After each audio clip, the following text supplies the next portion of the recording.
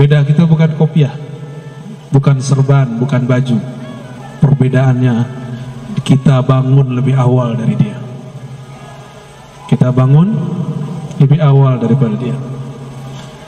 Dan inilah satu-satunya agama di alam semesta yang mengajarkan bangun bahkan sebelum orang seharusnya bangun. Bahkan surat kedua yang diturunkan, wahai orang berselimut, ya ayyuhal muzzammil qumil laila illa qalila. Bangunlah malam hari meskipun sedikit. Kalau oleh kata dokter kurang tidur kurang sehat badan, tapi kalau ahli rohani, jika mengurangi tidur dengan cara yang tepat, latihan yang tepat, lalu mengisinya dengan nama-nama Allah, ma'rifatullah, maka justru rohaninya tambah kuat, badannya memiliki kekuatan berlipat-lipat. Ya, kalau sudah terlatih dengan cara yang baik, ya. Kalau enggak, nanti malam tadi tahajud, siang nanti ngomong, saya capek. Kenapa? Malam. Assalamualaikum warahmatullahi wabarakatuh. Selamat datang di channel Cahaya Kolbu, dan semoga sahabat pendengar channel ini senantiasa mendapat ampunan Allah, diberkahi hidupnya di dunia dan juga di akhirat kelak. Amin. Alhamdulillah Rabbil Alamin, bihayatihi ahyana wa bini'matihi an'amana wa birahmatihi ja'alana mimman aqama as-salah. Asyhadu an la ilaha illallah wa asyhadu anna Muhammadan abduhu wa rasuluh. Allahumma salli wa sallim wa barik ala sayyidina Muhammad wa ala alihi wal bahdi khalifatihi wa sallim. Amma ba'du. Allahumma bika asbahna wa bika amsayna wa bika nahya wa bika namut wa ilayka an-nushur. Bismillahilladzi la yadurru ma'a ismihi syai'un fil ardi wa la fis samaa'i wa huwas samiul 'alim. Na'udzu bikalimatillahi tammat min syarri ma khalaq. Allahumma inna nas'aluka khaira hadzal yawm wa khaira fihi wa ba'dahu, wa na'udzu bika min syarri hadzal yawm wa syarri ma fihi wa syarri ba'dahu. Jamaah subuh yang dimuliakan Allah, kota Singkawang, ya. Ini kota insya Allah diberkahi Allah, karena jamaahnya masih banyak yang sholat subuh. Walaupun beda suku, beda agama banyak di sini, tapi pembeda kita dengan selain kita cuma satu. Beda kita bukan kopiah, bukan serban, bukan baju. Perbedaannya kita bangun lebih awal dari dia. Kita bangun lebih awal daripada dia. Dan inilah satu-satunya agama di alam semesta yang mengajarkan bangun bahkan sebelum orang seharusnya bangun. Bahkan surat kedua yang diturunkan, wahai orang berselimut, ya ayyuhal muzzammil qumil laila illa qalila. Bangunlah malam hari meskipun sedikit. Kalau oleh kata dokter kurang tidur kurang sehat badan, tapi kalau ahli rohani, jika mengurangi tidur dengan cara yang tepat, latihan yang tepat, lalu mengisinya dengan nama-nama Allah, ma'rifatullah, maka justru rohaninya tambah kuat, badannya memiliki kekuatan berlipat-lipat. Ya, kalau sudah terlatih dengan cara yang baik, ya.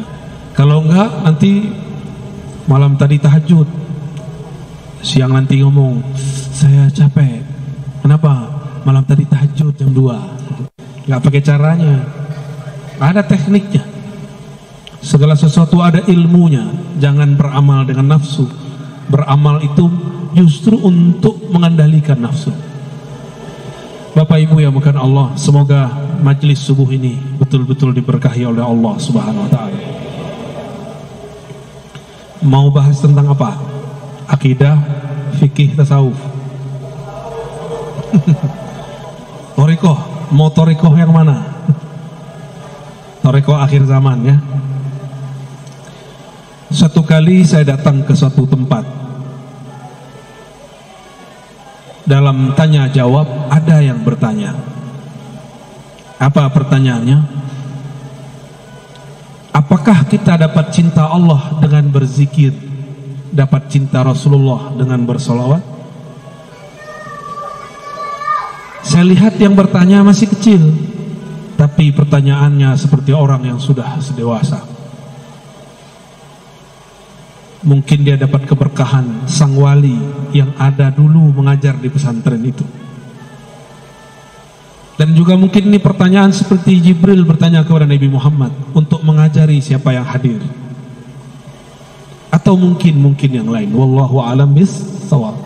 Yang pasti pertanyaannya, apakah dengan zikir kita jadi cinta Allah? Allah jadi cinta kita? Apakah dengan salawat kita dapat cinta Rasulullah? Lalu dengan izin Allah dan nikmat Allah saya menjawab, cinta Allah dulu baru berzikir, cinta Rasulullah dulu baru berselawat. Dari mana dalilnya?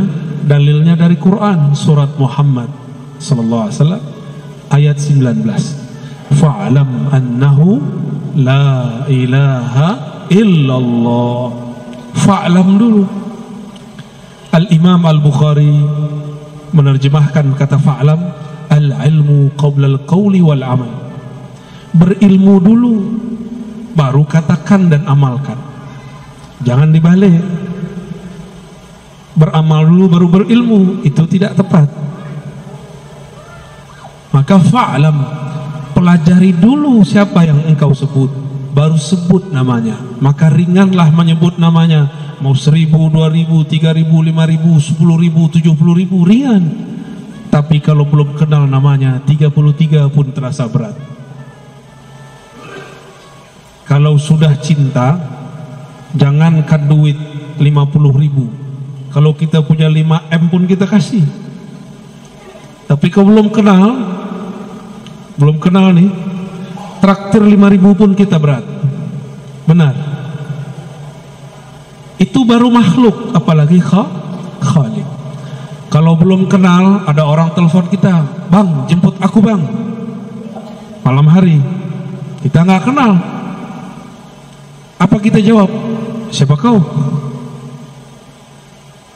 Tapi kalau sudah kenal suaranya, ada Pak Adinda, maka kita jemput dia kalau kita sudah kenal. Karena kenal pasti cinta. Udah cinta baru berkata-kata dan beramal. Itulah makna daripada surat Muhammad ayat 19. Sayyidina Abu Bakar As-Siddiq setiap kali menyebut nama Allah, badannya langsung bergetar. Dia tidak sanggup mengeraskan suaranya. Maka dikenallah Sayyidina Abu Bakar As-Siddiq, zikirnya lembut. Dalam bahasa Arab, az-zikr al-khafi atau sirri, zikir yang yang lembut. Karena dia kenal siapa yang dia sebut. Tapi Abu Bakar ditanya, apa yang disebut ma'rifat, mengenal Allah? Jawaban beliau, ketika engkau mengaku, semakin mengenalnya, semakin engkau mengaku bahwa pengetahuanmu tidak ada apa-apanya. Ini baru faham tauhid, pembagian sekian, baru faham sifat 20, sudah merasa alim. Belum, itu belum. Bahkan satu huruf pun itu ada nama, ada makna di dalamnya. Kita baca al-lafaz Allah, alif di situ sudah ada maknanya. Jika tidak ada maknanya, kenapa Allah mengatakan alif lam mim? Karena satu alif ada makna. Itulah perbedaan kitab suci ini dengan kitab suci yang lain. Kitab suci Al-Quran, jika diterjemahkan, terjemahannya bukan Quran, namanya terjemahan. Al-Qurannya bukan itu, karena terjemahan dari makhluk, sedang Quran bukan dari makhluk. Maka tidak sah sholat pakai terjemahan. Allahu Akbar, dengan nama Allah yang Maha Pengasih lagi Maha Penyayang, segala puji milik Allah Rabbul Alamin, pencipta alam semesta. Nggak sah, sholatnya langsung batil. Ya, itu sholatnya langsung batil.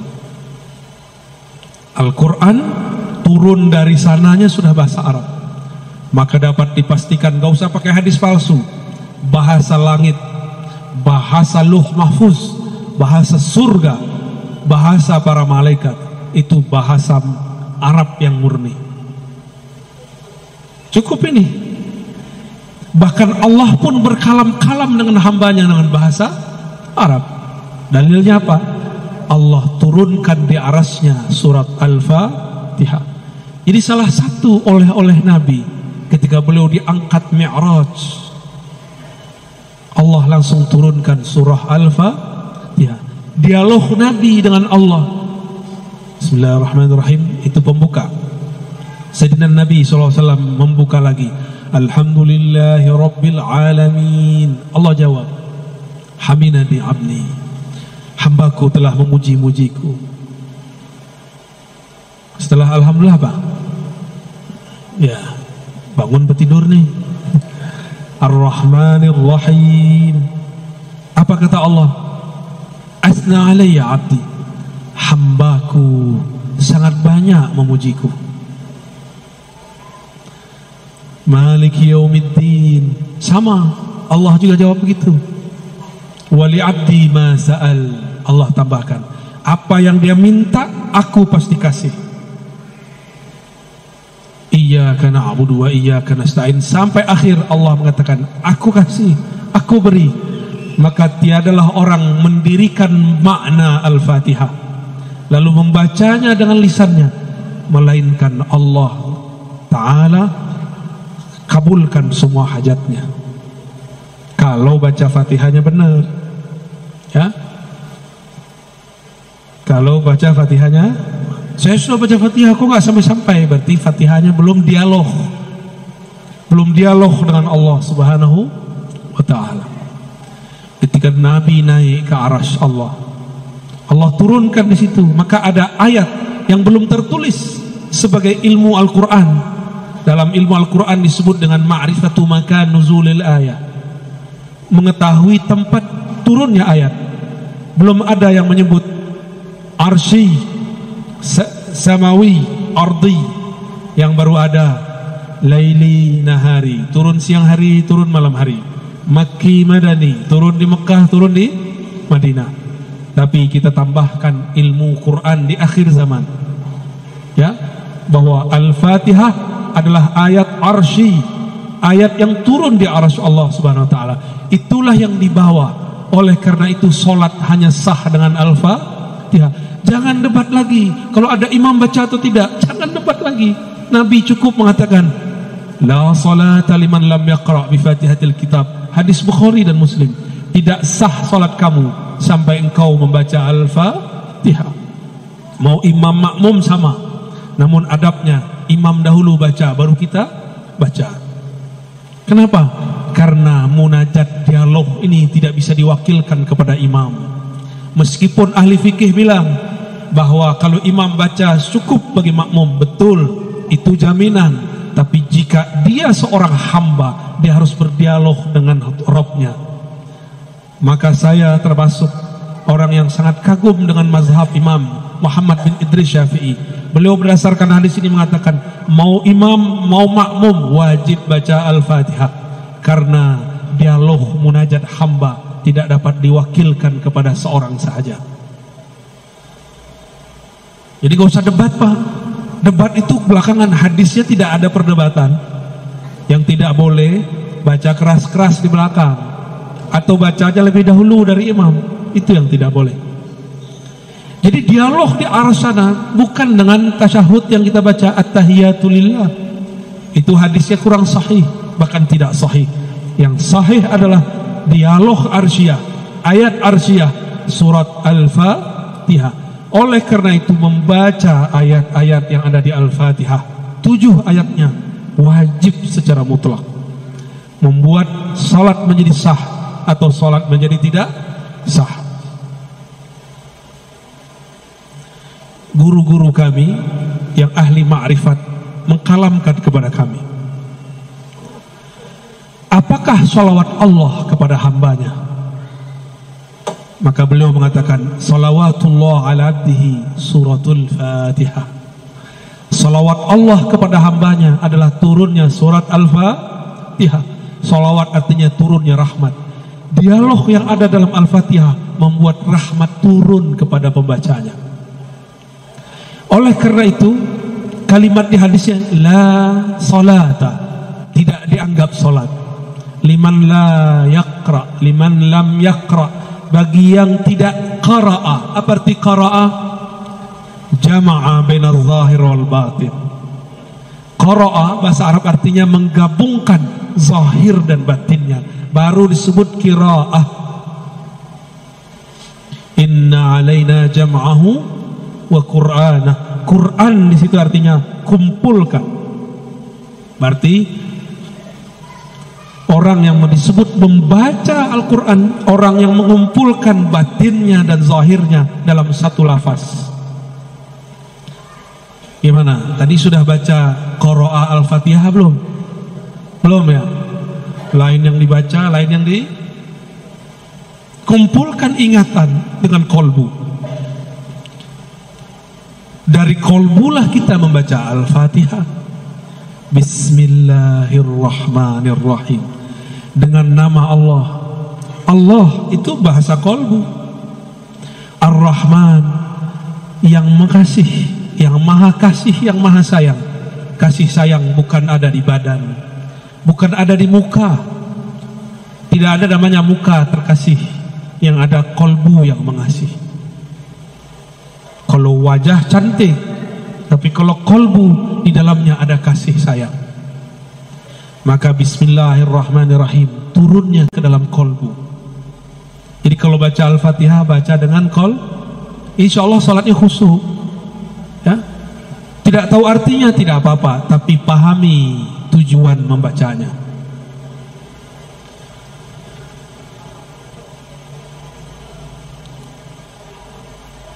Lalu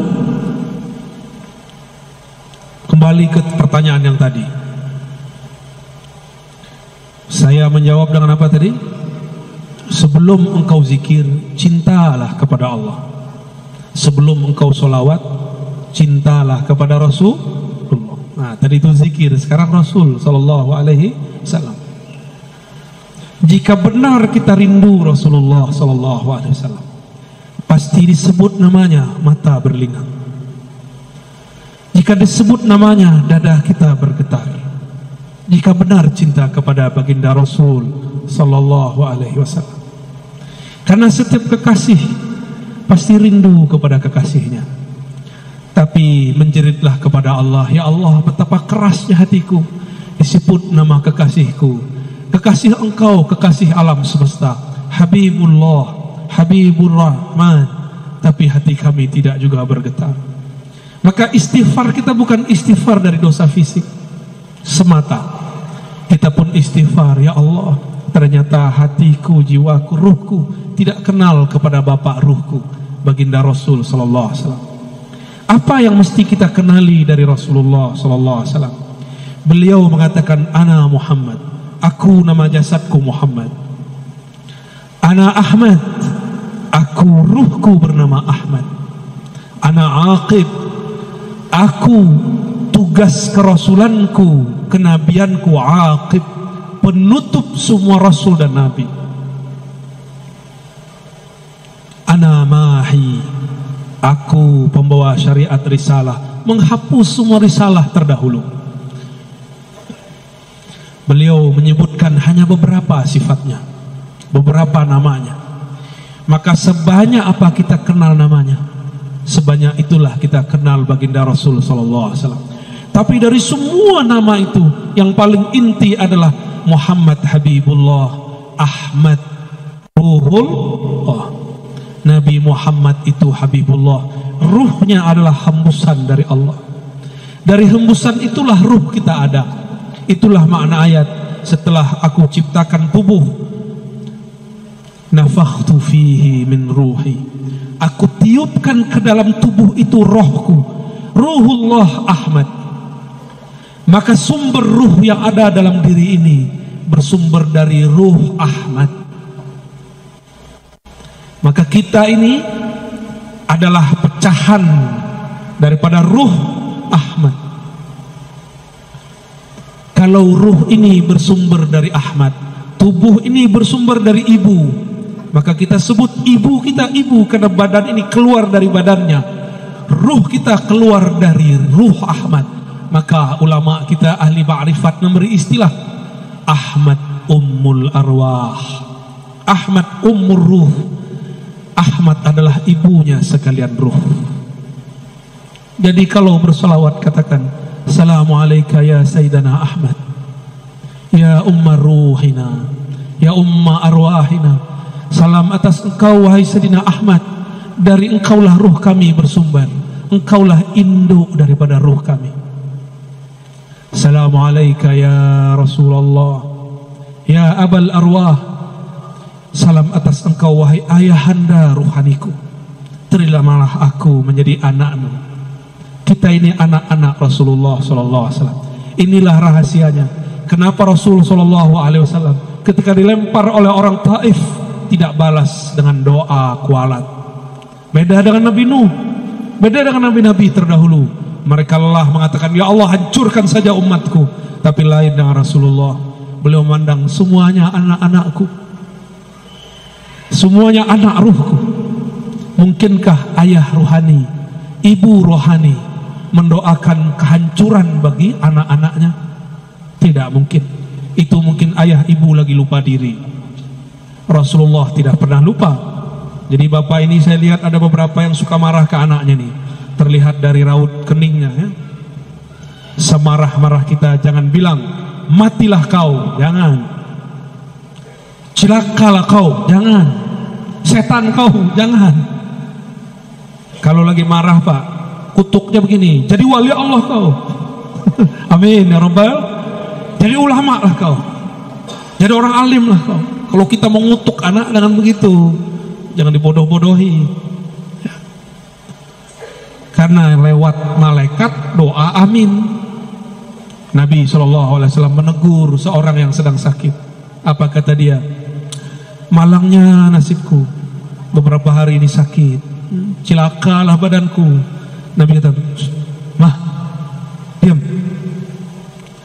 jangan katakan yang buruk-buruk. Fa innal malaikata yu'minuna ala ma taqulun.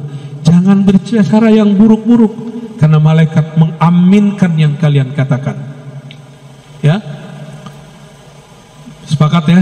Jangan ngutuk anak dengan yang buruk. Kalau ngutuk dengan yang baik pak. Baik. Sudah faham kenapa Nabi berbeda dengan Nabi Nuh. Walaupun umurnya 950 tahun, Nabi Muhammad cuma 63 tahun secara fisik, tapi ruhani Nabi lebih tua dari Nabi Nuh. Ruhani Nabi Muhammad itu induknya ruh Nabi Nuh. Maka Nabi Nuh tidak sanggup melewati kemuliaan ruh Nabi Muhammad sallallahu alaihi wasallam.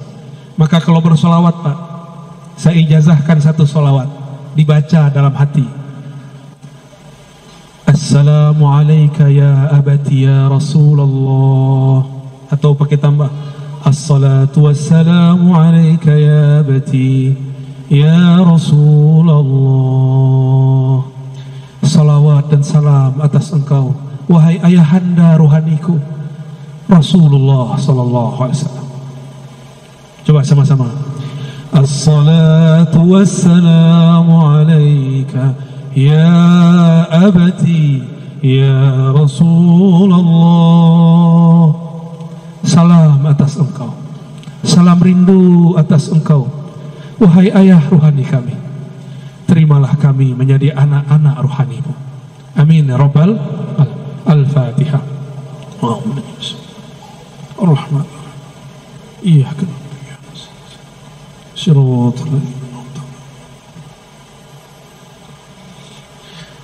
Saya nggak sanggup lagi meneruskan pak. Diteruskan nanti hujan di dalam masjid ya. Allahumma salli ala Sayyidina Muhammad.